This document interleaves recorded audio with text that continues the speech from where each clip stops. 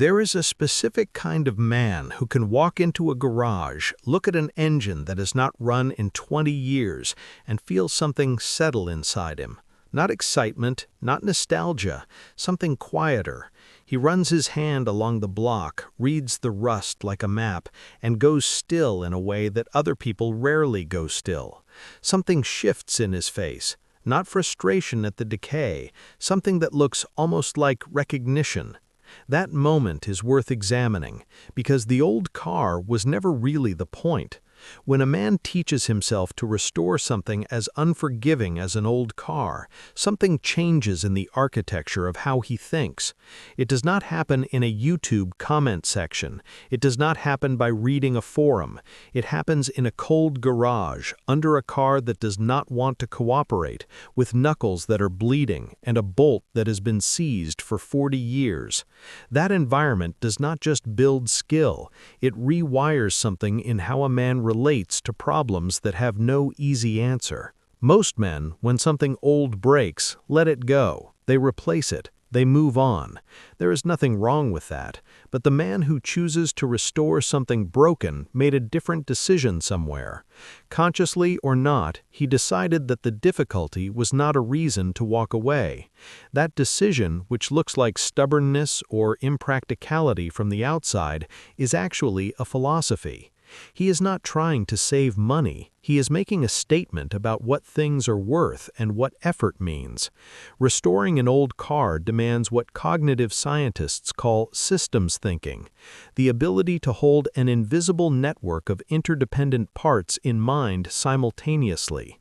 A carburetor problem might be a fuel problem. A fuel problem might be a vacuum leak. A vacuum leak traces back to a gasket that failed in 1987. The man who works through that chain is not just fixing metal, he is building a mental model of causality, one that lives in his hands and gut as much as in his head. Ask him how he knew where the problem was, and he will pause. He might say, "It just didn't feel right." He is not being imprecise. He is reporting from a layer of knowledge that does not have a clean sentence to live in. This builds a personality trait that looks from the outside like stubbornness about the past. Men who restore old cars tend to be deeply skeptical of things that are new just because they are new. They have torn apart machines built 60 years ago that still work better than things built last year. Over time, that becomes a bias, a preference for things that were made to last over things that were made to sell. People read it as nostalgia. It is not nostalgia. It is an engineering standard developed through direct contact with what was actually built to endure versus what only claimed to be. There is also something about old cars and time that teaches a lesson most men never encounter anywhere else. An old engine does not care about your schedule. Gaskets must cure. Metal must cool. Torque sequences exist for physical reasons, not procedural ones. Rush them and you're pulling the head off again in 6 months. Men who internalize this become unusually patient with slow processes in every other area of their lives, unusually dismissive of anything that promises a transformation without the work. They understand, in a way that cannot be learned from a book, that some things simply require the time they require. If that sounds like someone you know or someone you are, comment 1. If you think it is more complicated than that, comment 0. Either way, I want to know where you stand. Many men who operate this way did not arrive here alone. They learned in the presence of someone else, a grandfather who kept a car on jack stands for 3 years and never seemed troubled by it. An uncle who handed over a wrench without explanation and then watched. A neighbor who answered questions with more questions until the answer became obvious. There was no curriculum. What was being passed down was not technical knowledge. It was a relationship to difficulty, a particular way of standing in front of a broken thing that did not involve walking away from it. This is why the restoration becomes identity and not just a hobby. When a skill is built through a relationship, it carries weight that no tutorial can replicate.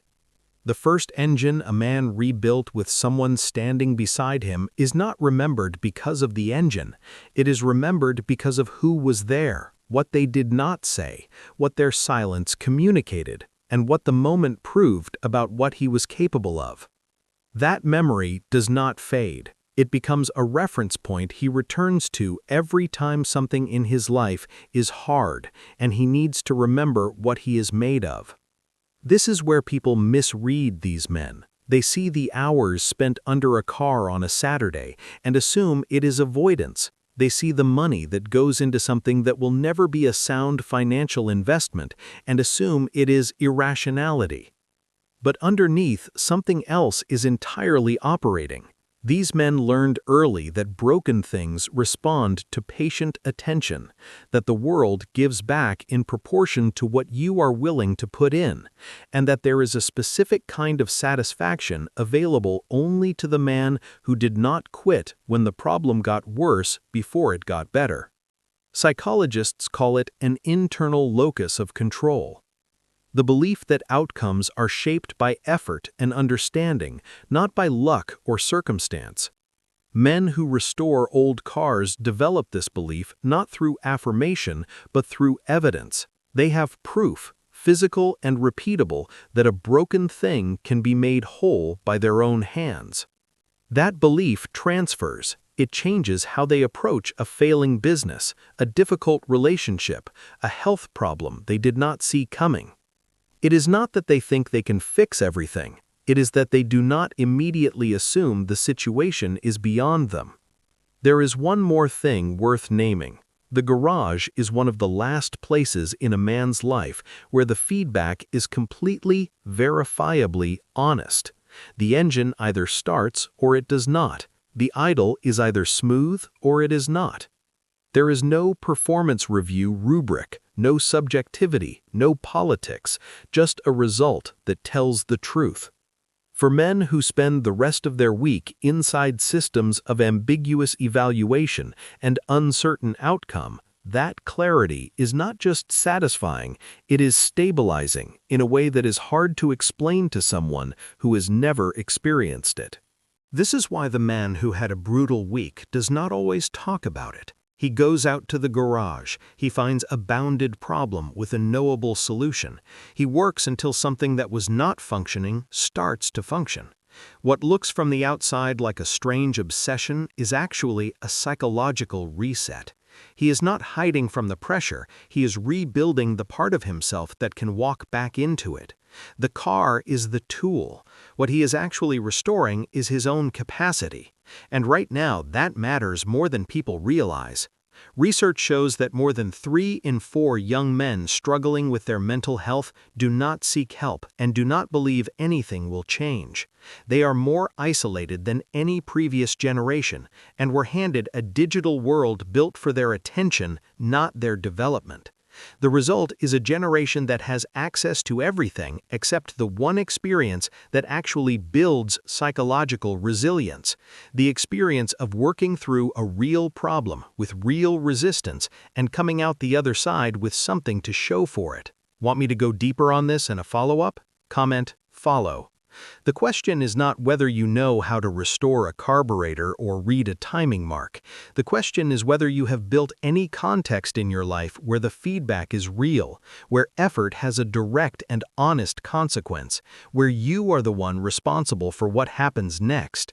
Because the men who have that, whether they found it in a garage, on a job site, on a court, or anywhere else the world gives a straight answer, carry something into every other area of their life that cannot be installed through any other means.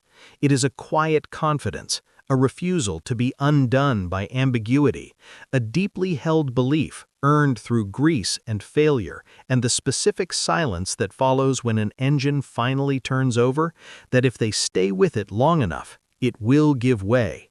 That belief was never really about the car, it was always about what kind of man they decided to become.